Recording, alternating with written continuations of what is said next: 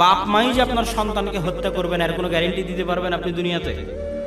আপনার ভাই, আপনার স্ত্রী যে আপনার সন্তানকে হত্যা করবেন এর কোনো গ্যারেন্টি দিতে পারবেন? আল্লাহ সুবহানাহু ওয়া তাআলা যেটা করতে চান সেটা লাতীফ ভাবে করেন, সূক্ষ্মভাবে করেন, হোমজিক্যালি, হুটহাট, ডাইরেক্ট অ্যাকশন। আল্লাহ সুবহানাহু ওয়া তাআলার বৈশিষ্ট্য নয়।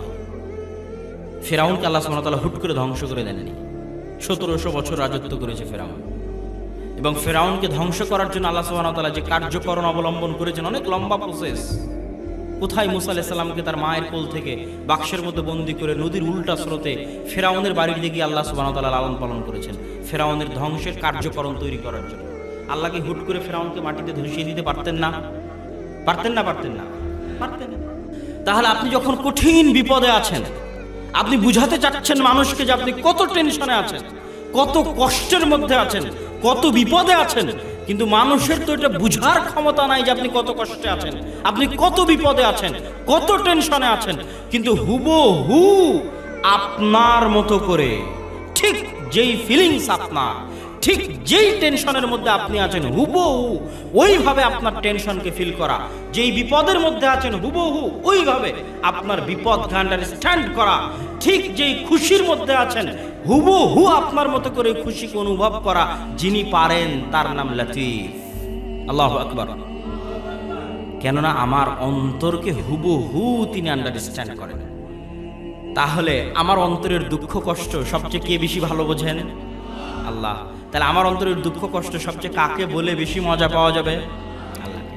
আর মানুষের কাছে বলতে গেলে ছোট হতে হবে, আত্মসম্মান নষ্ট হবে, আত্মমর্যাদা নষ্ট হবে, মাথা নিচু হবে, কিন্তু তাও তাকে বুঝাতে পারবেন না। আর আপনার বুঝানো লাগবে না, উনি লতীফ, উনি এমনি জানেন আপনার অবস্থা। ইউসুফ আলাইহিস সালাতু ওয়াস সালাম থেকে জেল থেকে বের করবেন, এটা কি কঠিন কাজ নাকি? আসমান থেকে ফেরেশতা পাঠিয়ে দেওয়াল ভেঙে দিলে হয় না? হয় না? হয় না?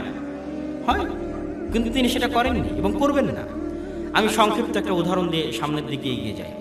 ইউসুফ আলাইহিস সালামের ঘটনাবলী যখন শুরু হয় তখন ইউসুফ আলাইহিস সালাম কি বলেছে, বা আল্লাহ সুবহানাহু ওয়া তাআলা কোরআনে কি বলেছে? ইন্নী রাআইতু আহাদা আশারা কাওকাবা, হে আমার বাবা আমি দেখছি, ইয়া আবাতি, হে আমার পিতা আমি দেখছি যে আমাকে 11টা তারকা সিজদা করছে। এই 11টা তারকা সিজদা করা দিয়ে শুরু ঘটনা ইউসুফ আলাইহিস সালামের। লম্বা ঘটনা, আপনারা পারলে আল্লাহ যে লতীফ এটা বোঝার জন্য মুসা আলাইহিস সালামের ঘটনা পড়তে পারেন পুরোটাই, আর ইউসুফ আলাইহিস সালামের ঘটনা পড়তে পারেন পুরোটাই, অনুভব করতে পারবেন যে আল্লাহ সুবহানাহু ওয়া তাআলা হচ্ছেন লতীফ, আরো ভালোভাবে বুঝতে পারবেন। এখান থেকে শুরু হলো ইউসুফ আলাইহিস সালামের ঘটনা। কুয়া থেকে কৃতদাস, গোলাম, মিথ্যা অপবাদ, জেলখানা থেকে মুক্ত, রাজত্বের দায়িত্ব, অর্থমন্ত্রীর দায়িত্ব, লম্বা 30, 35, 40 বছরের পরিক্রমা। মিশরে চলে গেছেন ফিলিস্তিন থেকে। পিতা এবং 10 ভাই তার দরবারে যখন প্রবেশ করলেন তখন সম্মানের সিজদা করছেন। তখন ইউসুফ আলাইহিস সালাতু ওয়াস সালাম কি বলছেন? ইয়া আবাতি, হে আমার প্রতিপালক, এটাই হচ্ছে তা'বীল রুইয়া, ওই যে ছোটবেলায় স্বপ্ন দেখেছিলাম 11টা তারকা আমাকে সিজদা করবে, এখন আপনারা 11 জন যে আমাকে সিজদা করছেন, এটা হচ্ছে সেই স্বপ্নের তাবিল। এবার কি জন্য এত লম্বা এই কথাটুকু বললাম? এই বাক্যের শেষে, এই ঘটনাগুলোর শেষে ইউসুফ আলাইহিস সালাতু ওয়াস সালাম কি বলেছেন? ইন্না রাব্বি লাতীফুল লিমা ইয়াশা, আমার প্রতিপালক যদি কোনো কিছু করতে চান অনেক সূক্ষ্মভাবে করেন। কোথায় ছোটবেলায় দেখেছিলাম 11টা তারকা সিজদা করবে, সেটা ঘটতে কত লম্বা সময় লাগলো, আর কত কিছুর মধ্যে দিয়ে অতিক্রম করা লাগলো, কত লম্বা যাত্রা অতিক্রম করা লাগলো।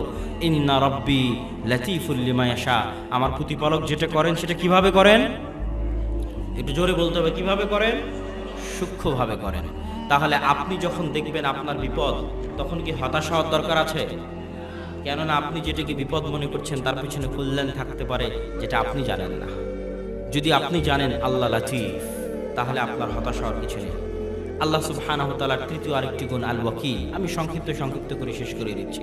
উকিল, আদালতে যাকে মামলা লড়ার দায়িত্ব দেন তাকে বলা হয় উকিল, তথা আপনার জেল হবে না, জুলুম হবে না, ফাঁসি হবে, এই দায়িত্ব আপনি উকিলকে দিয়ে দিয়েছেন।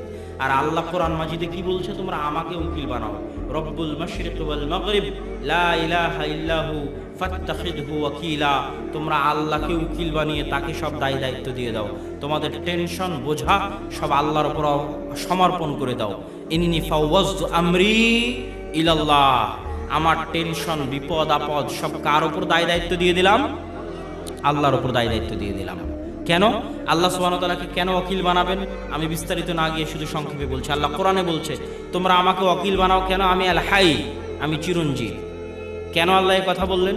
মরার সময় ভাইয়ের কাছে দায়িত্ব দিয়ে যাবেন। ভাই যে আপনার পরের দিন মারা যাবে না, এর কোনো গ্যারেন্টি আছে? কোনো গ্যারেন্টি নেই।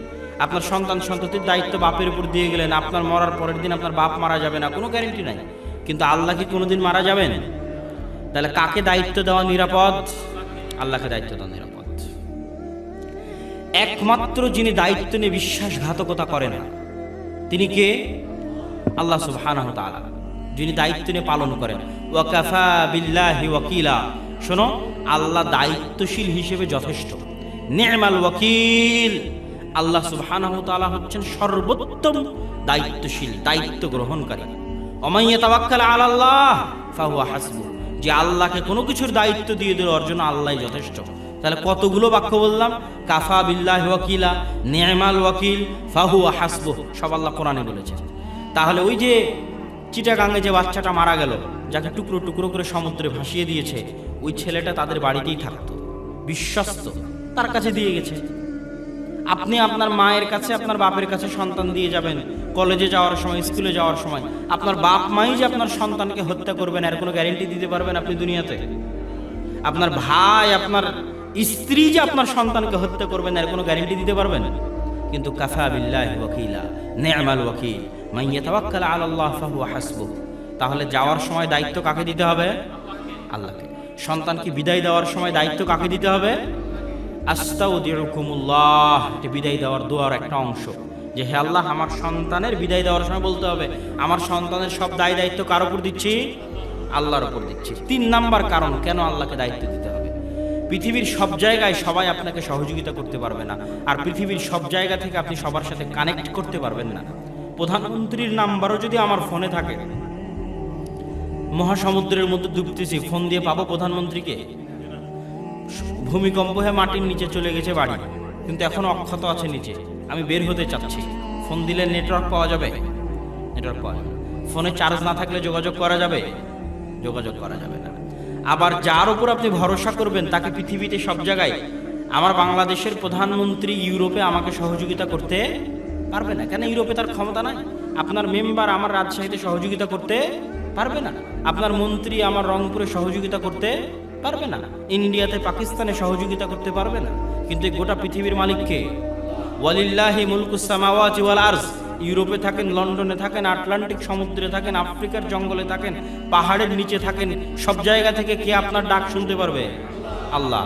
ইউনূস আলাইহিস সালাতু ওয়াস সালাম যখন বলেছিলেন লা ইলাহা ইল্লা আনতা সুবহানাকা ইন্নী কুনতু মিনাদ যালিমিন, তখন তিনি মাছের পেটের অন্ধকারে, সমুদ্রের পানির অন্ধকার, রাতের অন্ধকার, উনি তো রাতে পড়ে গেছিলেন, রাতে ঝাঁপ দিয়েছিলেন, রাতের অন্ধকার, সমুদ্রের পানির অন্ধকার, মাছের পেটের অন্ধকার, এত অন্ধকার ভেদ করে আল্লাহ সুবহানাহু ওয়া তাআলা কি তার কথা শোনেননি? তার আওয়াজকে আরশ পর্যন্ত পৌঁছেনি? তাহলে ওয়াকিল হিসেবে আপনার বিপদ আপদের সময় দায়িত্ব দিলে কাকে দিতে হবে? আল্লাহকে দায়িত্ব দিতে হবে। আল্লাহ দায়িত্ব দিলে পালন করেন।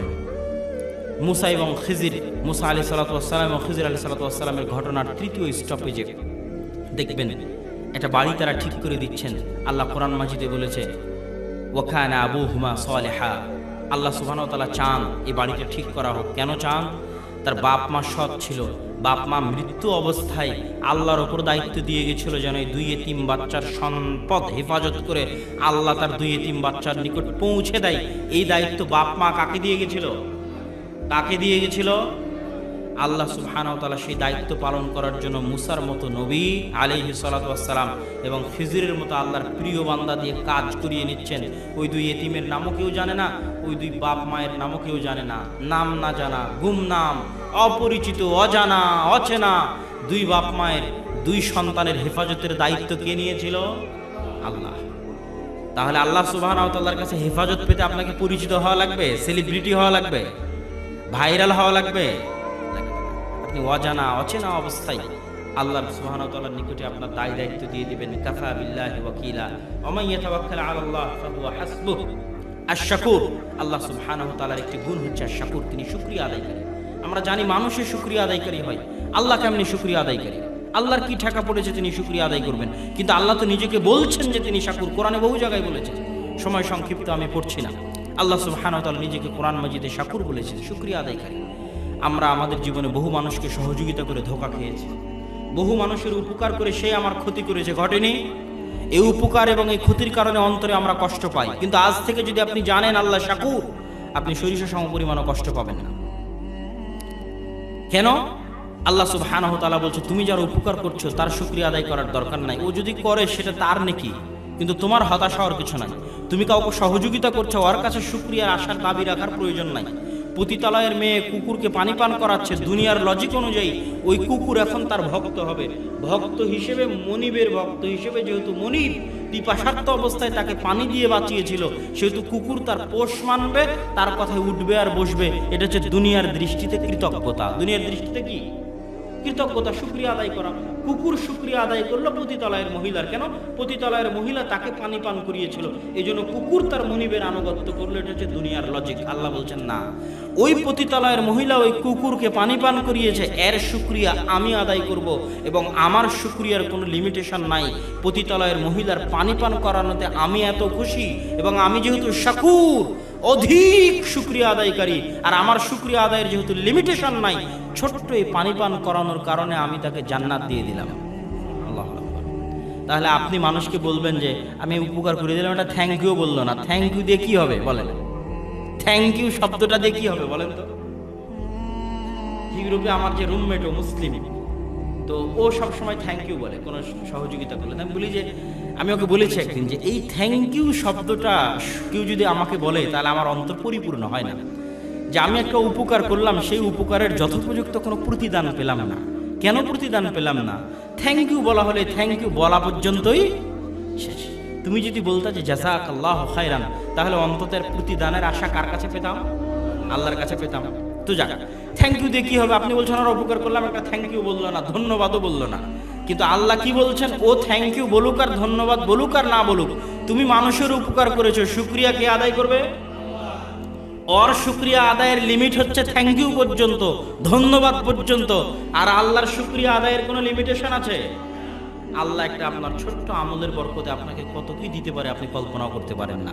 আল্লাহ সুবহানাহু ওয়া তাআলা আমাদেরকে তার গুণাবলী অনুভব করার, বুঝার, এবং আল্লাহ সুবহানাহু ওয়া তাআলার সঠিকভাবে ইবাদত করার তৌফিক দান করুক। আল্লাহুম্মা আমিন।